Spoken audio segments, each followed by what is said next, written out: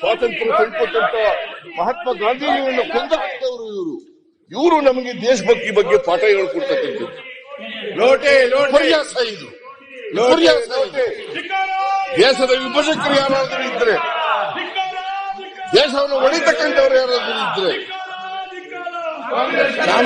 ಜಾತಿ ಆಧಾರದ ಕಾಂಗ್ರೆಸ್ ಸಮಾಜವನ್ನು ಹೊಡಿತಕ್ಕಂಥವ್ರು ಯಾರಾದರೂ ಇದ್ರೆ ಅದು ಬಿಜೆಪಿಯವರು, RSS ಅವರು ಅಂತಕ್ಕಂಥದ್ದನ್ನು ಬಹಳ ಸ್ಪಷ್ಟವಾಗಿ ಬಯಸ್ತಾ ಇದ್ದೀನಿ.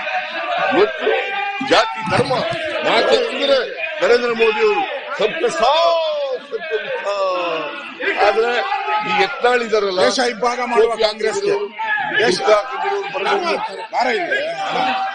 ಟೋಪಿ ಹಾಕಿದ್ರು, ದೇಶ ಇಬ್ಬಾಗ ಈ ದೇಶದ ಪ್ರಜೆಗಳಲ್ವಾ, ದೇಶ ಇಬ್ಬಾಗ ಇವರು ಈ ದೇಶ ಆಳ್ಲಿಕ್ಕೆ ನಾಯಕ, ಇವರು ದೇಶ ಆಳ್ಲಿಕ್ಕೆ ನಾಯಕ. ಜನ ಇವತ್ತು ತೀರ್ಮಾನ ಮಾಡಿದ್ದಾರೆ, ಇವ್ರು ಬರ್ಲಿ ಈ ಸಾರಿ ಚುನಾವಣೆಗೆ ಅಂತ ಕಾಯ್ತಾ ಇದ್ದಾರೆ.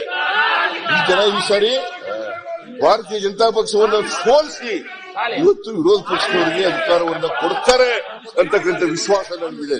ದೇಶ ಇಬ್ಬಾಗ ಮಾಡುತ್ತಿರುವ ಕಾಂಗ್ರೆಸ್ ಸರ್ಕಾರಕ್ಕೆ ನೋಡ್ತಾ ಇದ್ದಾರೆ ಜನ.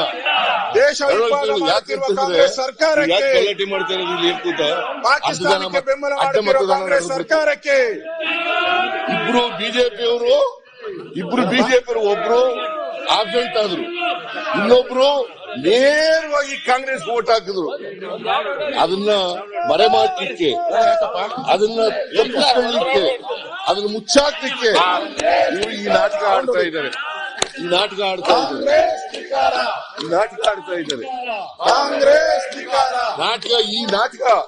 ಇಂಥ ನಾಟಕಗಳೆಲ್ಲ ಜನ ವಾಚ್ ಮಾಡ್ತಾ ಇದ್ದಾರೆ.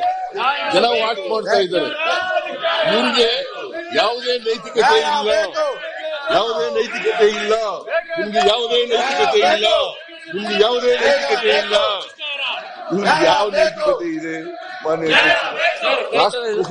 ದೇಶಭಕ್ತಿ ಒಳ್ಳೆ ಐಡಿಯಾ, ಸಖತ್ ಐಡಿಯಾ, ಇದ್ದಿದ್ರೆ ಭಾಷಣ ಮಾಡೋದು, ಸಖತ್ ಐಡಿಯಾ. ಇದನ್ನೆಲ್ಲ ನೀವು ನೋಡ್ತಾ ಕೂತ್ಕೊತಿರಲ್ಲ, ಇದೆಲ್ಲ ಮಾಡಬೇಕು. ಬಾವಿ ಗಿಳಿಯೋದು ಅಂದ್ರೆ ಹಿಂಗೆ ಮಾಡೋದ, ಬದಲಿ ಮಾಡೋದ?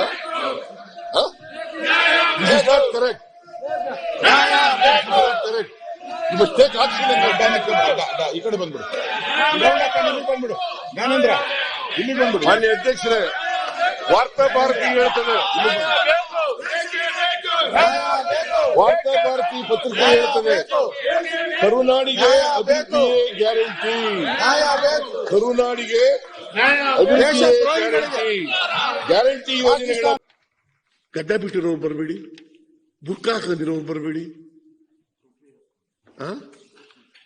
ಟೋಪಿ ಹಾಕೊಂಡಿರೋರು ಬರಬೇಡಿ. ಮಾತಾಡ್ತಾರೆ ಸಬ್ಕ ಸಾಥ್ ಸಬ್ಕ ವಿಕಾಸ್, ಇದೇನಾ ಸಬ್ಕ ಸಾಥ್ ಸಬ್ಕ ವಿಕಾಸ್?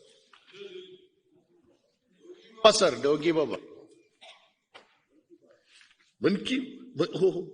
ನರೇಂದ್ರ ಮೋದಿ ಅವರು ಮನ್ ಕಿ ಬಾತ್